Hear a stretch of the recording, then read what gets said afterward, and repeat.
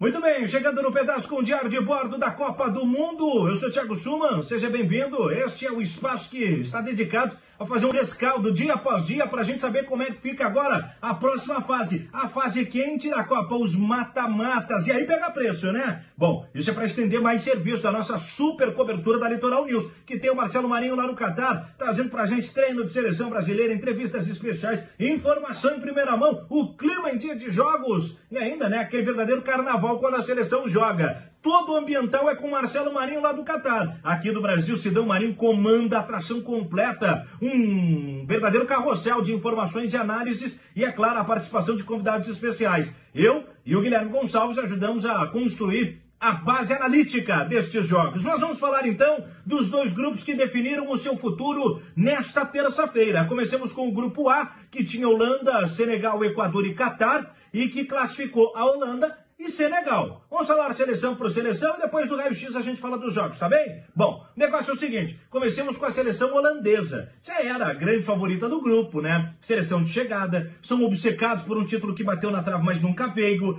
Tem uma geração que não é tão brilhante quanto um pouquinho mais atrás, mas que ainda assim é uma boa geração. Tem alguns dos melhores zagueiros do mundo, tem grandes valores e surge o menino Gakpo, pra mim tá candidato, pelo menos por enquanto, a ser uma das revelações da Copa. Pois bem, depois disso, nós temos o Catar. O Catar é o dono da bola, né? Eles estão participando porque são os donos do território. A casinha é deles, né? O campinho é deles, a gente foi jogar lá. E aí, é regulamento. O país sede joga a Copa do Mundo. Não fosse isso, o Catar não teria material humano para classificar numas eliminatórias asiáticas, né?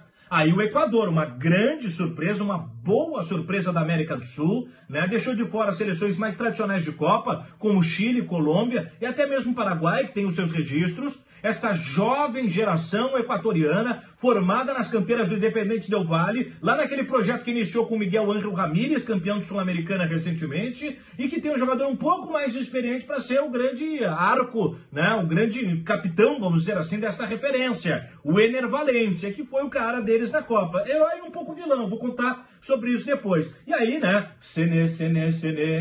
Senegal, os senegaleses que voltam a figurar num mata de Copa do Mundo depois de 10 anos de uma primeira grande façanha, quando bateram a França, que era a atual campeã do mundo, temida, aí o Papa Bouba Diop, né, que não está mais entre nós, mas que deixou a sua marca na história do futebol, ele acabou fazendo um gol e esse gol entrou para a história e a Senegal venceu a França, classificou para os matas. 10 anos depois, o Cissé, que hoje é técnico, estava naquele grupo e está levando aí uma nova geração senegalesa a um grande feito. Os jogos do arco final, começamos então com o mais óbvio do dia. Holanda 2, Catar 0.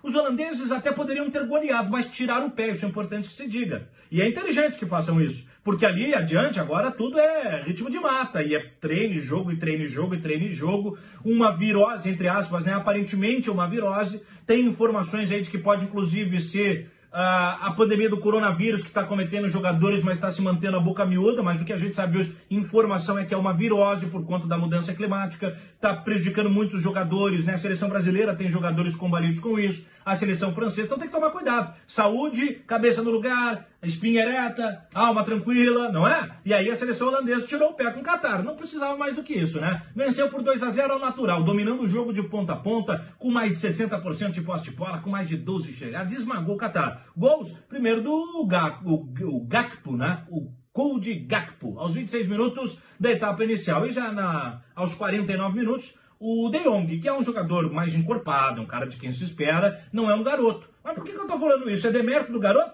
Pelo contrário, o Gakpo tá no terceiro gol dele.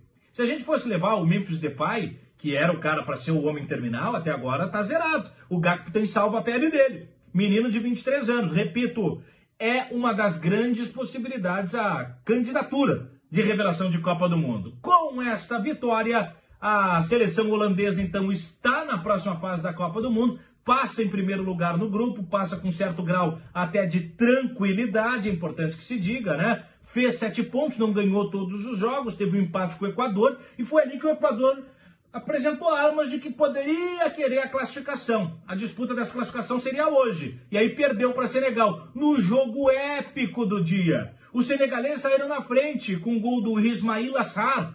fez o gol, botou o Senegal na frente de pênalti, finalzinho do primeiro tempo, vai pra cima, Senegal, Senegal, Senegal, e aí aos 66, né, em meio ao segundo tempo, o Moisés Caicedo vai lá e guarda. E é o gol do empate, é o gol da classificação e vibra o Equador e equatorianos pelo mundo. Mas, menos de 5 minutos depois de uma bola alçada para a área, bate na coxa do Ener Valencia e acaba servindo sem querer querendo o Koulibaly Kalidou. O Kalidou, o Koulibaly, o Kalidou, o Koulibaly, o Kalidou, como diria Galvão Bueno. E ele dá chapado pro fundo do gol. Koulibaly, grande zagueiro senegalês.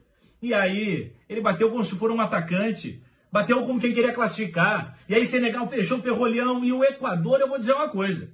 O Equador deveu muito na hora da abafa. Um golzinho botava eles de volta na próxima fase. Mas não soube fazer aquela pressão, não soube pra cima, não soube botar chuveirinho, não soube chaleiriar. Né? E aí os senegaleses foram segurando e classificaram. E fecha assim o grupo A. Épico, não é? Bem épico mesmo. Classificação fechou então com 7 pontos, primeiro lugar a Holanda, com 6 pontos Senegal, segundo colocado. Ficaram de fora o Equador com 4 e o Lanterninha, o Catar, também está fora da Copa do Mundo. Já no grupo B, nós tínhamos Inglaterra contra o país de Gales, os Estados Unidos e o Irã.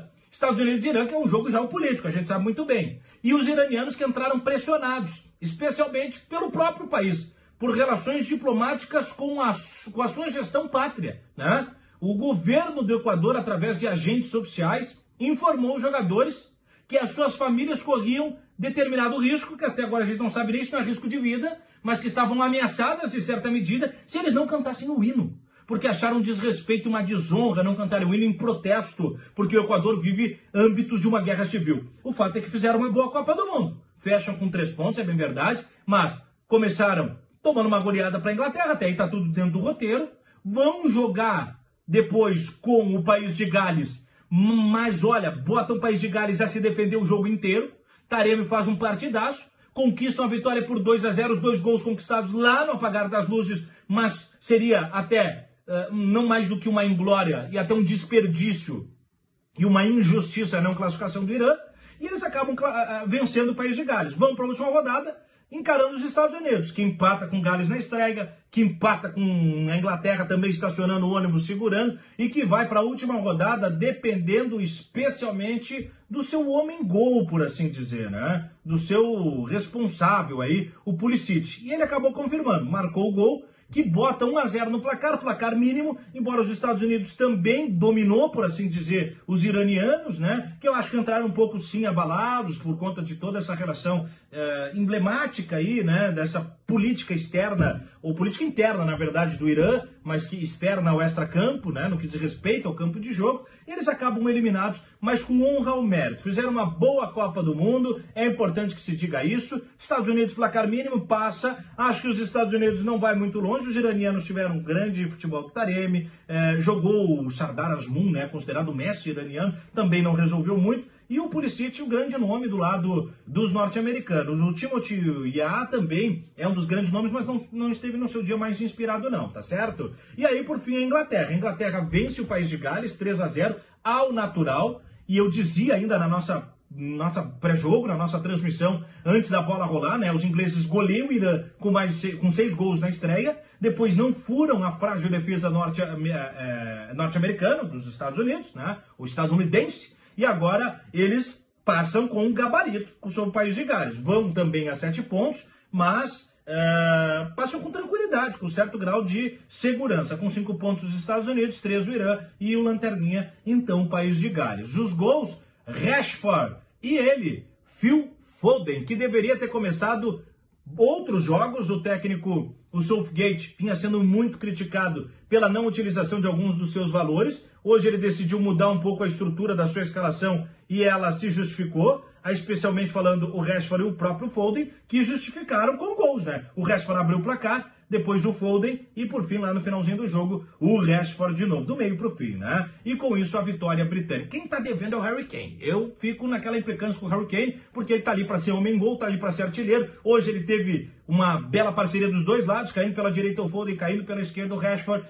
Mas, né, ô Harry Kane, ou se aparece, ou a Inglaterra pode precisar de gol na frente. Tomara que não apareça, não. No que diz respeito a centroavante, que seja Richarlison, né? Mas o Harry Kane e o Lautaro Martinez da Argentina, ao meu ver, são os dois homens terminais que estão devendo em Copa do Mundo. A sorte é que não tá fazendo falta, né? Tem o Bellingham, tem o Saka, tem agora o Foden e o Rashford chegando com tudo. E a Inglaterra é uma das candidatas. Tá na próxima fase. Agora a Inglaterra pega o Senegal, né? Senegal classificou, então a Inglaterra pega Senegal, acho que é grande favorita, ao passo em que os Estados Unidos vai encarar a seleção da Holanda. Os Estados Unidos têm um pouco mais de potência para resistir aos holandeses, pode especular um jogo, mas ainda assim a vantagem também é do menino Gakpo e seus compatriotas, tá bem? Este é o primeiro Diário de Bordo, eu sou o jornalista Thiago Suma e convido você, todos os dias, a cobertura completa dos principais jogos de Copa do Mundo é na Litoral News. E, ao final do dia, esse rescaldão completo, essa análise dos grupos, as classificações, os grandes nomes, os destaques e muito mais. É clima de Copa, então vem pra Litoral News que é Copa!